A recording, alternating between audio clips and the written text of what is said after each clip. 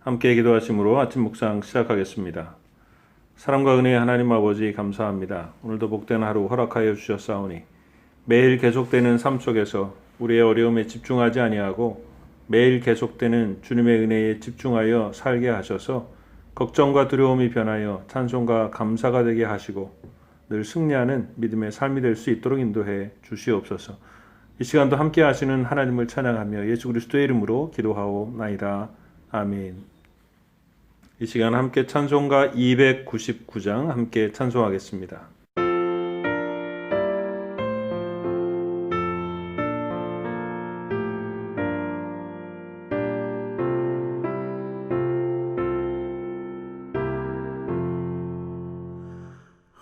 하나님 사랑은 온전한 참 사랑 내 맘에 부어주시사 충만케 하소서. 내 주님 참 사랑 햇빛과 같으니 그 사랑 내게 비추사 뜨겁게 하소서.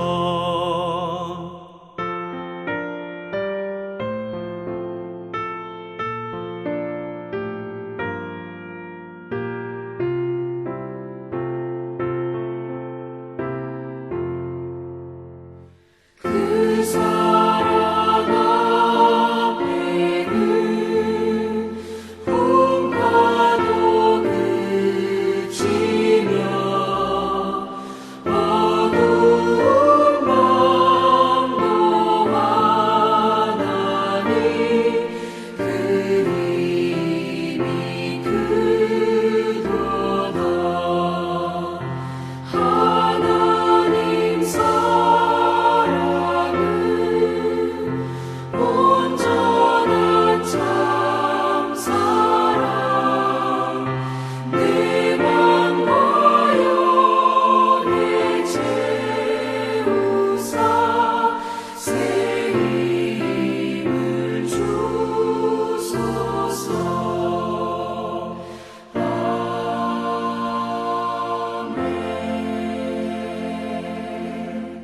이 시간 우리에게 주신 하나님의 말씀은 열왕기상 18장 41절에서 46절까지의 말씀입니다.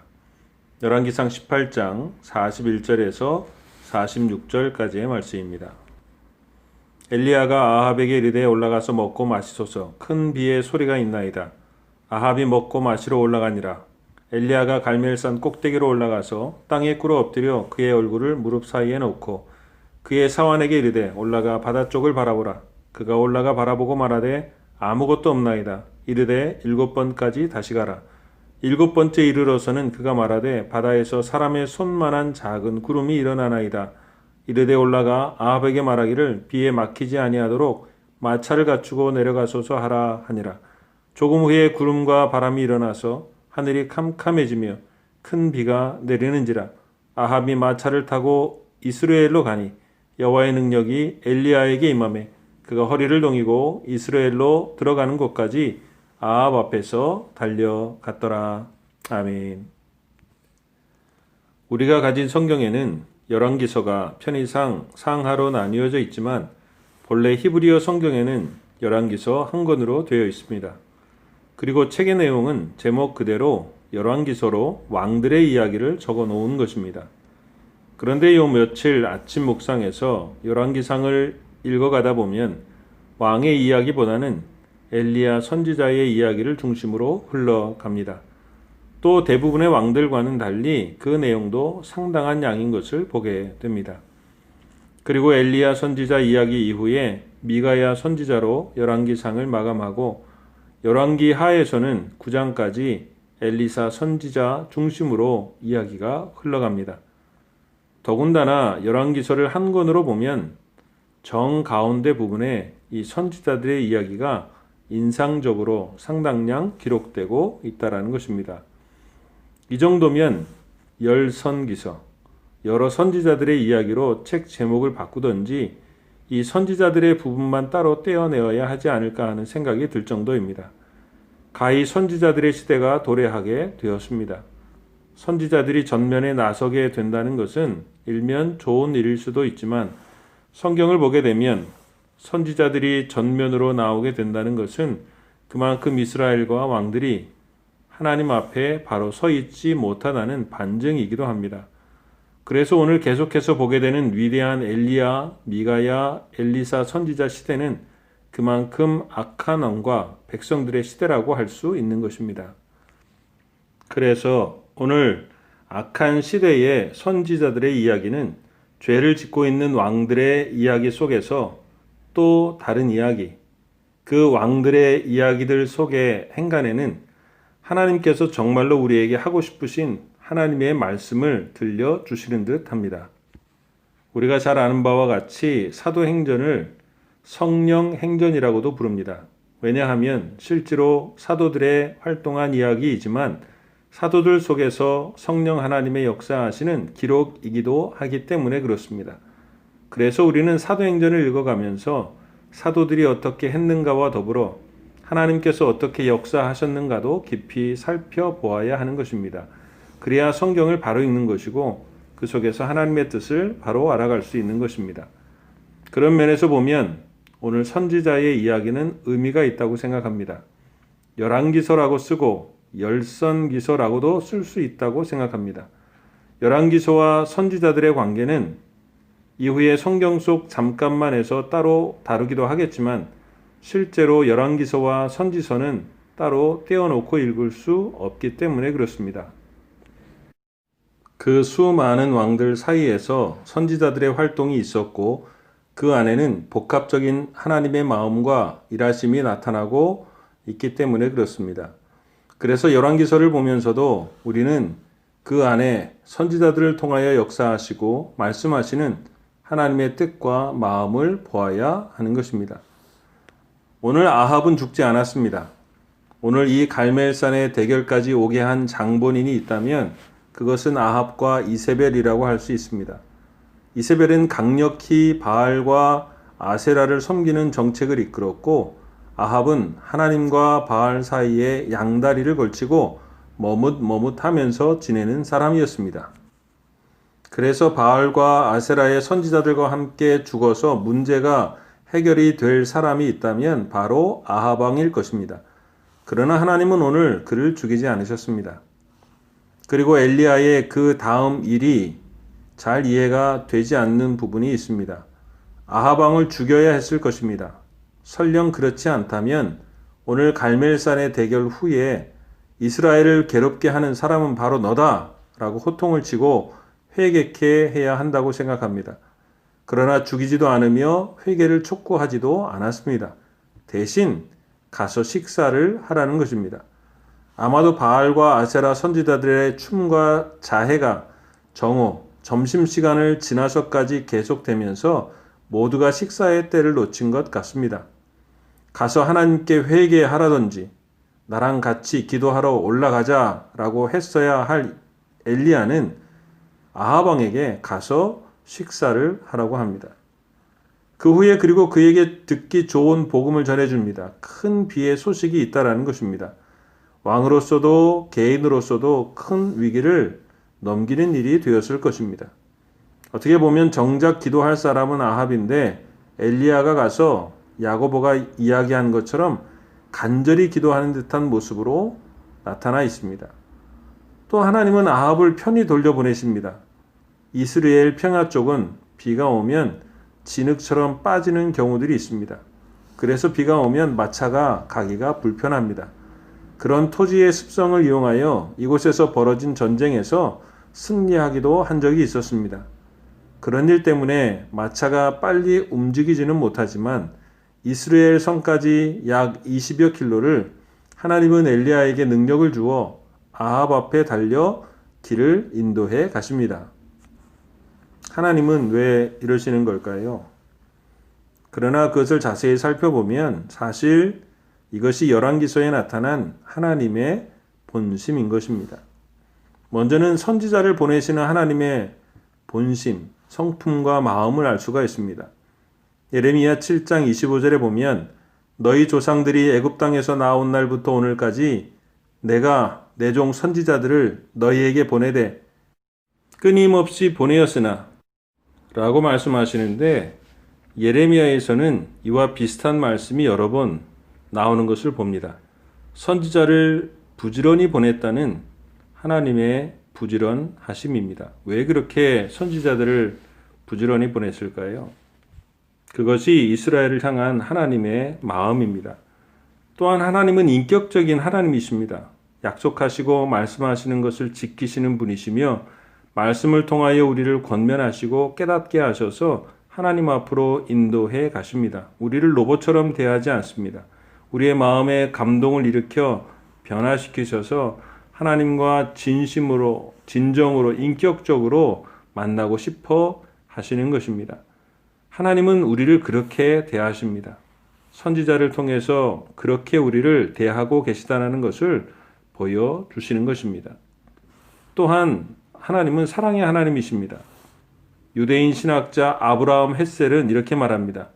선지자가 있다는 것은 하나님이 돌보시고 관심이 있다는 증거입니다. 우리 위에 맴돌고 있는 하나님의 관심, 그것은 선지자를 보내심을 통해 알 수 있습니다. 출애굽서부터 계속해서 선지자들을 하나님은 보내셨습니다. 중간중간 선지자들이 나타납니다. 그들의 활약이 크게 나타나지 않아 보이지만 오늘 엘리사의 이야기를 통해 하나님은 선지자들이 어떻게 사역하고 활동했는지를 대표적으로 보여주고 계시는 것입니다. 수많은 선지자들이 활동했고 부지런히 하나님의 말씀을 전했습니다. 열왕기서보다 사실 선지서들의 양이 실제적으로 많다는 것도 우리가 확인할 수 있습니다. 하나님의 무한한 사랑과 관심이 그들에게 있었고 또한 우리에게 있습니다. 로마서 8장 31절의 말씀처럼 만일 하나님이 우리를 위하시면 누가 우리를 대적하리요 하신 것처럼 하나님이 우리에게 사랑과 관심이 있으시다는 것을 끊임없이 보여주고 있다는 것입니다. 심지어 아합과 같은 사람에게도 말입니다. 선지자를 부지런히 보내시는 하나님의 마음은 사랑입니다. 관심입니다. 선지자를 통해서 말씀하시는 하나님의 사랑의 음성에 귀를 기울이고 살아야 하는 것입니다. 거기에 생명의 길이 있고 복이 있습니다. 선지자를 부지런히 보내신 하나님, 그 하나님이 우리를 위하시면 우리는 무너지지 않습니다. 그 사랑으로 어려운 시대를 이겨나가는 우리가 되기를 바라고 세상의 많은 소문들 속에서도 하나님의 음성에 귀를 기울이고 살아가는 우리 모두가 될 수 있기를 주님의 이름으로 축복합니다. 또 한 가지는 아합을 편히 가게 하시는 하나님의 마음을 생각합니다. 하나님은 죄 가운데 가장 깊이 빠져 있을 때에도 하나님은 자기에게 속한 자들이 한 사람이라도 멸망하는 것을 원치 않으시기에 은혜 가운데 우리를 사랑하셨습니다. 베드로후서 3장 8절과 9절에 보면 사랑하는 자들아 주께서 하루가 1000년 같고 1000년이 하루 같다는 이 사실을 잊지 말라. 주의 약속은 어떤 이들이 더디다고 생각하는 것 같이 더딘 것이 아니라 오직 주께서는 너희를 대하여 오래 참으사 아무도 멸망하지 아니하고 다 회개하기에 이르기를 원하시느니라. 열왕기상에도 그 말씀이 잘 나타나 있습니다. 18장 37절에도 보면 하나님은 그들의 마음을 돌이키게 하심을 알게 하옵소서. 갈멜산에서의 대결 중에 엘리야의 기도였습니다. 하나님은 가장 악했던 아합을 통해서도 그의 마음을 하나님께로 돌이키기 위하여 기다리시고 기회를 주시는 것입니다. 북이스라엘의 왕들이 모두 악하면서도 그의 통치의 날이 길었던 것은 그들이 잘해서가 아니라 하나님의 선대와 오래 참음이 있었다라는 것입니다. 하나님은 다른 왕들에게도 이렇게 대하시고 행하셨고 사랑하셨음을 엘리야와 아합의 이야기를 통해 대표적으로 말씀해 주시는 것입니다. 어쩌면 많은 왕들 사이에 있었던 그 일들과 그 속에서 행했던 여러 선지자들의 일을 다 적었다고 한다면 그것을 다 기록하기 어려울 정도였을 것이라 생각이 되어집니다. 때로 우리는 실수하고 하나님의 은혜를 알면서도 도망쳐 살아가기도 하고 하나님의 은혜에 무관심하여 살아가기도 합니다. 그러나 하나님은 돌이키시기를 원하고 선지자들을 보내며 큰 비의 소식도 주시고 진흙탕의 길을 빠져나가게도 하십니다. 자신의 기도가 아니라 엘리야의 기도로 이루어지는 것처럼 다른 사람의 중보와 은혜와 기도로 살게도 하십니다. 하나님은 열왕기상을 통해서 우리를 교훈하시기도 하시지만 그 이전에 하나님의 사랑과 은혜가 끊임없이 있음을 우리에게 보여주고 계시는 것입니다. 하나님의 말씀 앞에 살면서도 분명히 기억해야 할 것은 하나님이 우리를 사랑하시고 위하시며 부지런하시고 인격적이시며 오래 참음으로 함께 하시는 하나님이시라는 것입니다. 하나님은 그렇게 그의 사랑을 확실히 증명해 보여주시기를 원하십니다. 두려움과 걱정에 살 것이 아니라 우리도 진정으로 그 사랑으로 말미암아 그 은혜를 기억하고 살아가는 매일매일의 삶이 될 수 있기를 주님의 이름으로 축복합니다. 함께 기도하겠습니다. 사랑과 은혜의 하나님, 보이지 않고 알 수 없다고 해서 없는 것이 아닙니다. 세상의 많은 일들 속에서 하나님의 사랑과 역사를 크게 보는 믿음을 주셔서 그것을 가지고 살아가는 믿음의 복된 사람들이 될 수 있도록 인도해 주시옵소서. 오늘 하루의 삶도 인도해 주시고 영광 받아 주시기를 원하오며 예수 그리스도의 이름으로 기도하오나이다. 아멘. 하늘에 계신 우리 아버지, 아버지의 이름을 거룩하게 하시며 아버지의 나라가 오게 하시며 아버지의 뜻이 하늘에서와 같이 땅에서도 이루어지게 하소서. 오늘 우리에게 일용할 양식을 주시고 우리가 우리에게 잘못한 사람을 용서하여 준 것 같이 우리 죄를 용서하여 주시고 우리를 시험에 빠지지 않게 하시고 악에서 구하소서. 나라와 권능과 영광이 영원히 아버지의 것입니다. 아멘.